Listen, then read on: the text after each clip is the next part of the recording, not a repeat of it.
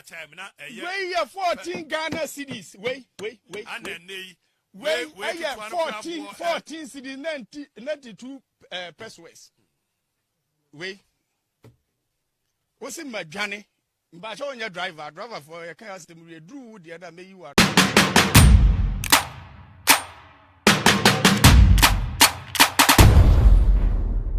I will advise, I'm not directing, I will advise that the sponsors of the instrument should take a second look at it.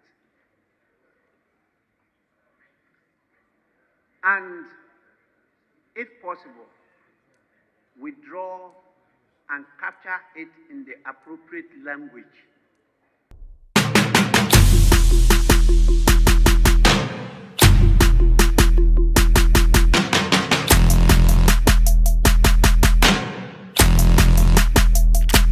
LGBTQ be on sem Emma homeless so Oman mu. Ti memu for dodo na esusu se anka bi wi de ni se omampani esan. Enam so ama obi wo ho nsem akopiem e wasem di bia ye nyanka ho asem kra na enne imrahwe bejafo ekọ asetena na omkopegya bi ho asem e baaye na emu na Speaker of Parliament Alban Sumana Bagbin ebu ase bi wi se enya embeye lowa eni se yeka ho asem e wa asem bi o kira bi wa omampani enya ensan ase e ma ne embeye lord ye yeka ho asem e wo court a enye yi.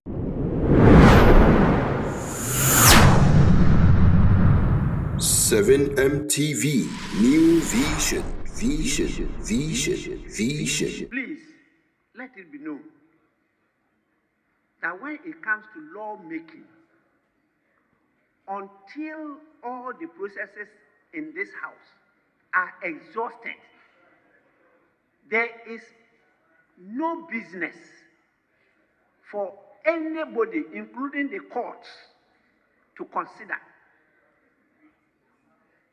Because the Constitution and the enabling legislation takes care of all these challenges until, if it is a law, it is assented to by the President. Judiciary has no jurisdiction to try to pry into it. This is notice. We have to take this seriously, or else our legislative authority is being taken away from us by other agencies and arms of government that should be resisted by this house, or else your being here is of no consequence. The law is very clear on this. And so until a bill is assented to by the President, nobody has any business to take that process that is being considered by the House to the court. And I don't want to preempt the judgment of the Supreme Court in this matter. But I'm giving notice because on daily basis, I'm being served with writs as a party on matters that are being considered by the House. Before eka assembly say in so way a tie appointment a waje wo meka asemi akosi asema esi e wo Kenya abrat memfo e wo Kenya ekotu share wo mpenifo so wo e wo parliament eno na ama ye mpenifo wo man wo susu se asema esi wo Kenya ebetumi esi e wo parliament eye Ghana he ya na enam eno so ama owura Nilante Bana Poi esan se owo Kenya ho abrasemi esi na eye mpenifo 5 ena na wo mo ewe Kenya bra asemi esi no wa ono waba abekireke ni nsema wo kire se na wo ho ena asemi esi ye onani etua ne ekooso na enya asem kuma ena osusu se ye mpanifo wo ma tutum braye amfa emra no anto pa anase bebia eye papa de a ena ye ade a ye youth anase mebina wo mamu no dako wo mo te ho bu asema na mpanifo wo ma te se youth yabo yaba ye bro wo mundua. Sometimes people will do the wrong thing for the right reason. Because when we push people to a level and they reach their zero tolerance level, they definitely will react. Mr. Speaker, let's not be deceived. Everybody wants peace. Everybody will want to go by the right procedure to address issues. But when people have a feeling and a sense of judgment that they are not being given a fair and level playing field, they will definitely react. It's a human reaction, and there's nothing you can do about it. Mr. Speaker, we were in Kenya 2 weeks prior to 25th of June. The youth and the Gen Zs have demonstrated. Mr. Speaker, what broke their hearts was the fact that that Tuesday, in spite of all their protestations, the National Chamber and the Senate sat and passed the finance bill. That is what we call impunity. That is when we, the political class, decide not to listen to the feelings and the cries of the people. And they never thought they would endanger the lives of their people. But do you know what they said? They said they don't care about the executive. They care about us, their representatives, who have disappointed them. Because they voted for us to hold the executive in check. So if the executive has brought to us a finance bill that is going to scorch them further, that is going to strangulate them further, and we, the their representatives, we fail to defend them, then they are turning their anger from the executive to us. That is why it is important that we value our position in this House. Mr. Speaker, this statement is timely if first we members of this House will take a cue from what has happened in Kenya and understand that the people who vote for us are more important than sometimes the political decisions we take. That we have a bill before us that the people outside who voted for us are not happy with, but because of political convenience, we are ready to even break heads to let it go through. Against the will of the people, they will react because they will soon lose confidence in our ability to defend their interests. Mr. Speaker, recently I heard Reverend Archbishop Duncan Williams say that we are moving to the level where the danger before us as a nation is that big majority of the youth who feel hopeless and don't see any hope in the democracy we have it. Sene enyema esifa ayedin e wo man mu na chese me no we ka say Angel TV wo mo wo hwa na a driver for no bi e bo pie wo mo so wo mkita wo mo gallon adanti a wo mo kire say sene wo mo ka fuel price ho asem na e be say e bi o mampani onte ana asem pani fa wo mo wo man mu no wo mo nten ho asem nti ene wo mo ba TV station e bi e ho de wo mbeti say e ho de ye bode wuru nti no Woma betina so na fuel price wa pagya ne gallon no pagya no abɔ price o pagya gallon we ya no abɔ ne price o kyerɛ a fuel boa ye den dodo de bia etutu petrol into transport ukoton tolls o fa car efi hakɔ he ya